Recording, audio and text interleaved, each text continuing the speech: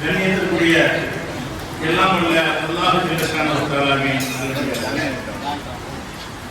அல்லாஹுடைய பேரருளால் அவருடைய திருத்தூதர் முஹம்மது ஸல்லல்லாஹு அலைஹி வஸல்லம் அவர்களுடைய வழிமுறை பிரகாரம் அவர்கள் காட்டித் தந்த ஒரு சுன்னத்தான காரியத்தை நாம் நிறைவேற்றுவதற்காக நாமெல்லாம் இங்கே குழுமியிருக்கிறோம்.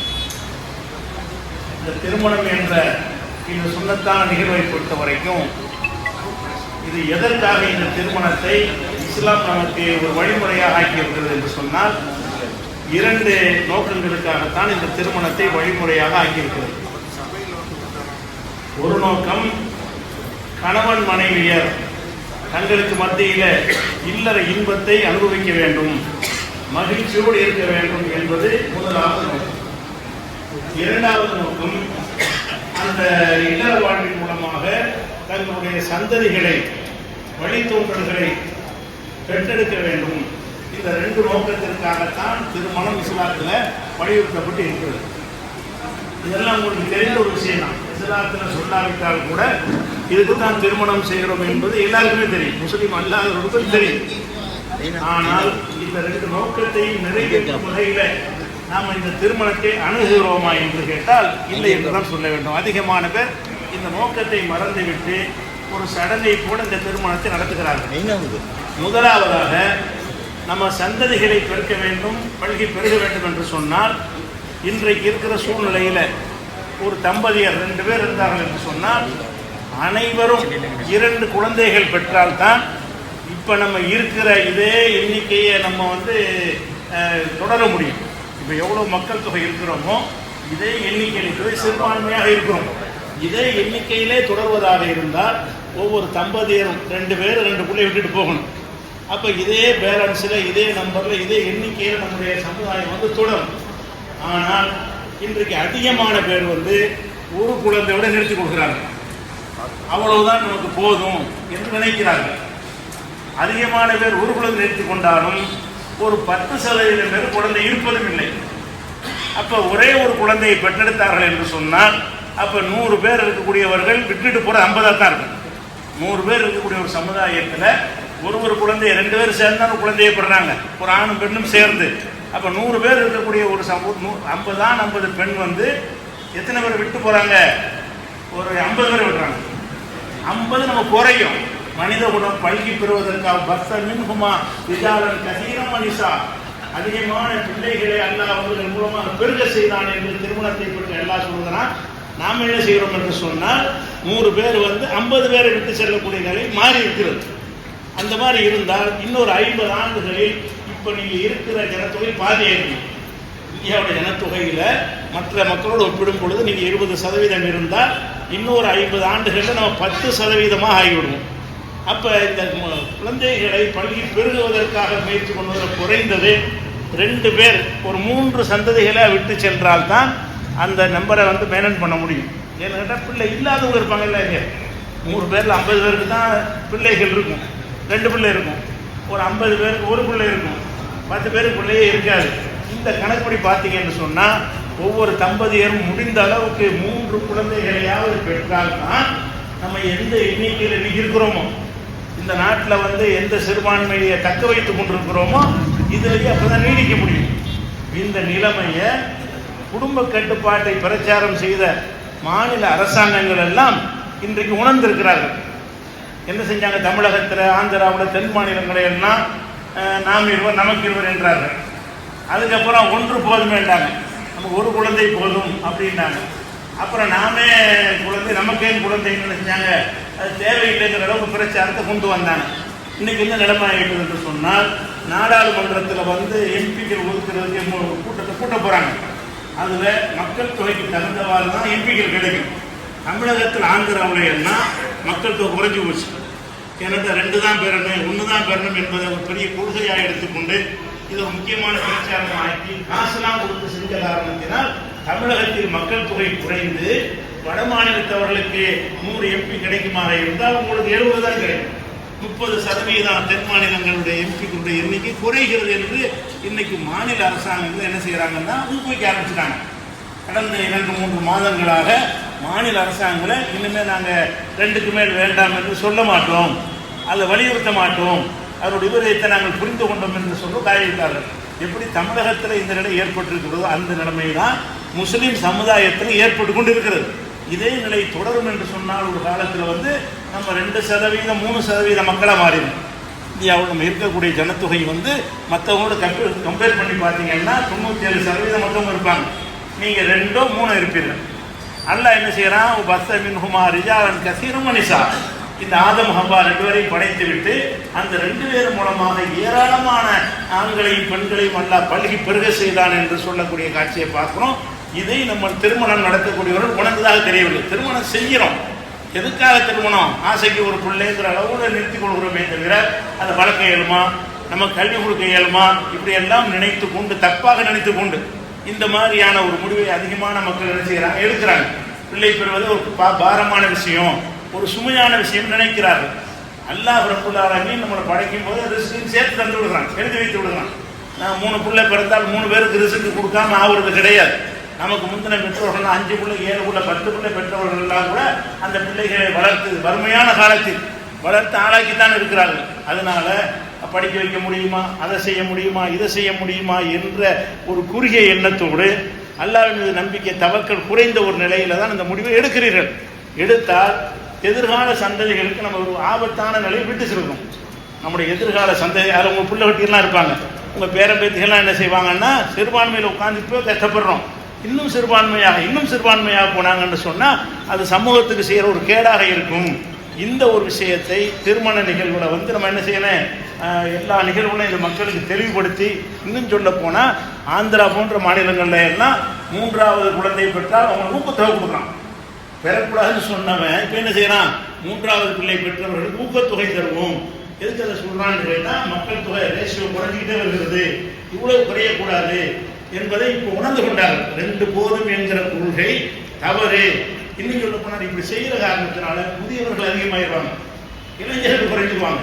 அது ஒரு பெரிய பாரதூரமான விஷயமா போய் சைனாவிலே தான் இந்த மாதிரி ஏற்பட்டு போய் என்ன அதிகமான வயசானவங்க இருக்கிறாங்க, இளைஞர்கள் கம்மியாக இருக்கிறாங்க. இளைஞர்கள் கம்மியாகவும் வயசானவங்க அதிகமாக இருந்தால் அந்த சமுதாயம் என்ன இன்னைக்கு ஆளாக இன்னைக்கு வலுக்கட்டாயமாக குழந்தை பெறுவதற்காக வேண்டிய விடுமுறை கொடுக்குறான், ஆர்வம் ஊட்டுறான், பணம் கொடுக்குறான் ஜப்பான் மக்கள் தொகை பெருக்கிறதுக்காக வேண்டி.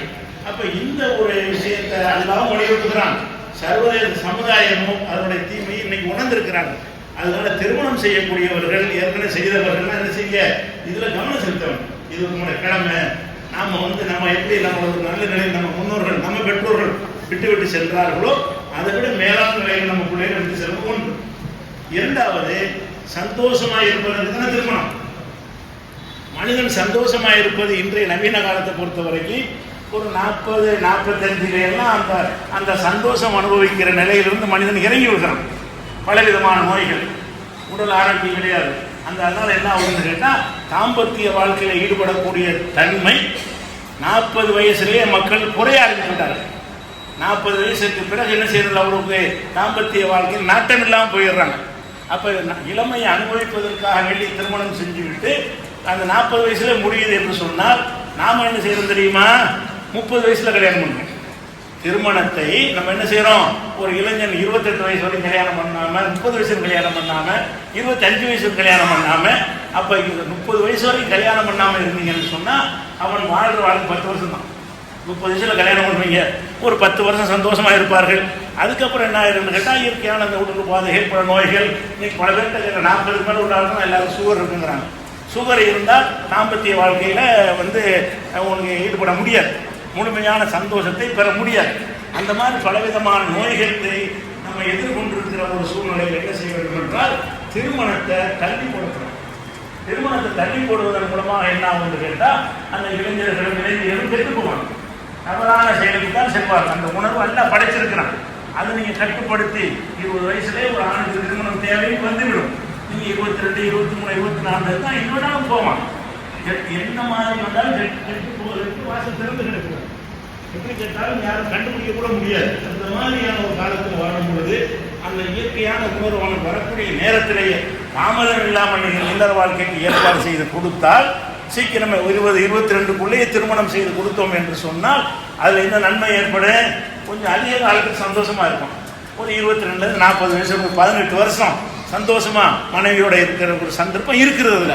நீங்கள் லேட்டாக என்ன ஆகும்னு கேட்டால் அவன் மனைவியோடு சந்தோஷமா இருக்கக்கூடிய அந்த கால அளவு ரொம்ப குறைந்து போயிடும். அதை கவனத்தில் கொள்ளாமல் திருமணத்தை அநியாயத்துக்கு தள்ளி போடுகிறாரு. பொருத்தமில்லாத காரணம் என்ன, செட்டில் அவ்வளோ இன்னும் கல்யாணம் பண்ணுறதுக்கு என்ன செய்யணும்? செட்டில் ஆகணும். என்ன செட்டில் ஆகணும்? வகையில் இருக்குதா? கல்யாணம் பண்ணி செட்டில் 25 வயசுல செட்டில் ஆகணும் இந்த உத்தரவாதம் இருக்குதா? 30,000 உத்தரவாதம் இருக்குதா? செட்டில் ஆகணும்னு 35 வயசு ஓடுறான்.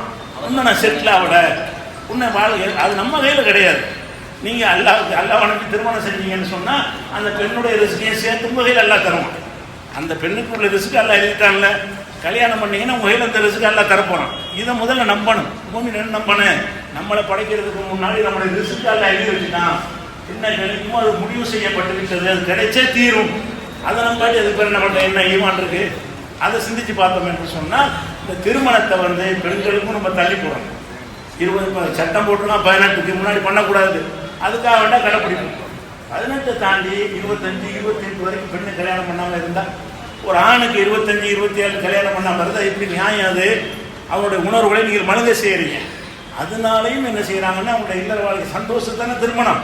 சந்தோஷம் எந்த நேரத்தில் நல்லா அனுபவிக்க இயலுமோ அந்த நேரத்தில் எல்லாமே சும்மா விட்டுட்டு எப்போ குறைந்து கொண்டு வருகிறதோ, வலிமை குன்றி வருகிறதோ, எப்போ பலவீனப்பட்டு வருகிறதோ அந்த நேரத்தில் போய் நம்ம கல்யாணம் பண்ணி கொடுத்தோம்னு சொன்னால் அந்த திருமணத்துடைய நோக்கம் முழுமையாக இல்லை. ரெண்டுலேயும் நம்ம தோல்வி அடையும்.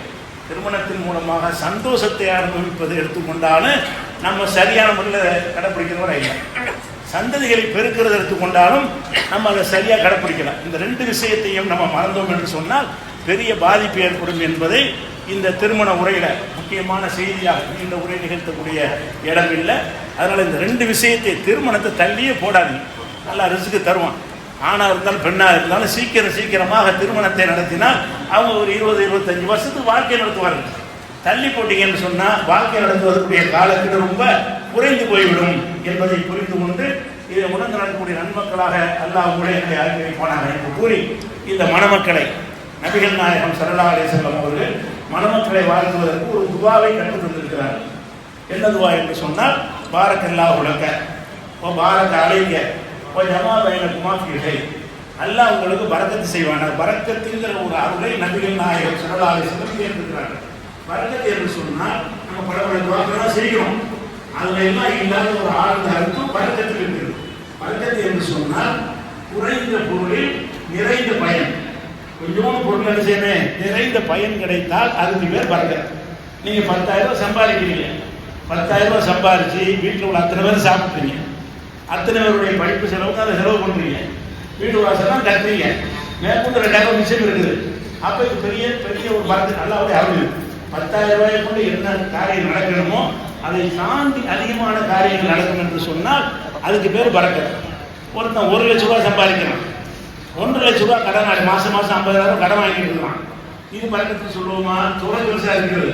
தொகை பெருசா இருந்தாலும் மாசம் முடியும் போது 50,000 கடன் வாங்கி, அந்த மாதிரி இல்லாம அல்லாஹ் நமக்கு எதை தருகிறானோ அதுக்கு நம்ம உணவு தேவை பூர்த்தி ஆகணும், நம்ம உதவி தேவை பூர்த்தி ஆகணும், நம்ம அடிப்படை தேவையை பூர்த்தி ஆக வேண்டும், நம்முடைய பிள்ளைகளுடைய கல்வி செலவு பூர்த்தி ஆக வேண்டும். நம்முடைய எல்லா செலவுகளும் நமக்கு கிடைக்கிறது சின்னதா பெருசும் அது பூர்த்தி ஆயிடுச்சுன்னா அப்புறம் நம்ம என்ன தேவை இருக்கிறது? இது பேர் பரக்கத்து. பரக்கத்து என்று சொன்னால் கூட சில வீடுகள் என்ன செய்வாங்க, 20 பேர் இருப்பாங்க, 20 பேருக்கு 1 கிலோ அரிசியை போட்டு 20 பேர் சாப்பிடுவாங்க. அந்த 1 கிலோ அரிசி 20 பேருக்கு சாப்பாடு கொடுப்பதற்கு போதுமானதாக அவர்களுக்கு இருக்கிறது. சில பேர் என்ன செய்வாங்கன்னா 1 கிலோ அரிசியை போட்டு 3 பேர் சாப்பிடுவாங்க, பானை காலியாயிடும்.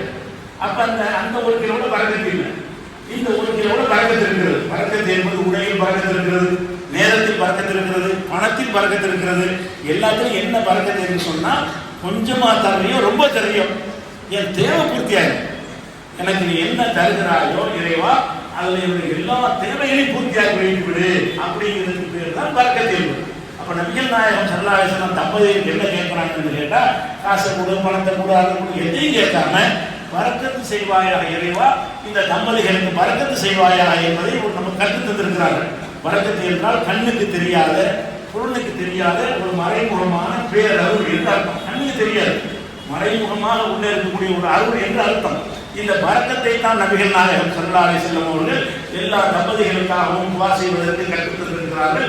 அந்த துஆவையே மணமக்களுக்கு சொல்லி பாரக்கல்லாஹு லக வ பாரக அலைக வ ஜமா பைனகுமா ஃபீ கைர் என்று கூறி நிறைவு செய்கிறேன். அஸ்ஸலாமு அலைக்கும்.